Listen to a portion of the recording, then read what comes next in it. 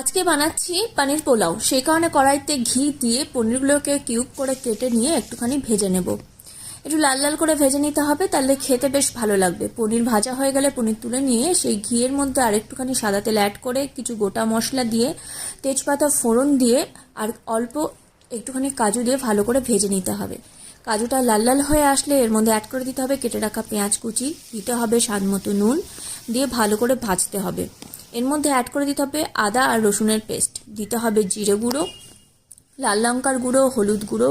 ভালো করে মশলাটাকে একটুখানি নরম করতে হবে। একটুখানি জল দিয়ে দিলাম যাতে মশলাটা ধরে না যায়। আর একটুখানি স্বাদ মতো চিনি দিলে তো সবের টেস্ট ভালো হয় যেহেতু পোলাও। এবার ভিজিয়ে রাখা চালটাকে দিয়ে মশলার সাথে ভালো করে মিশিয়ে নিয়ে ওপর থেকে দিয়ে দিলাম ভেজে রাখা পনিরগুলো। ভালো করে মিশিয়ে গরম মশলা অ্যাড করে এবারে ওপর থেকে অ্যাড করে দিতে হবে গরম জল পরিমাণ মতো।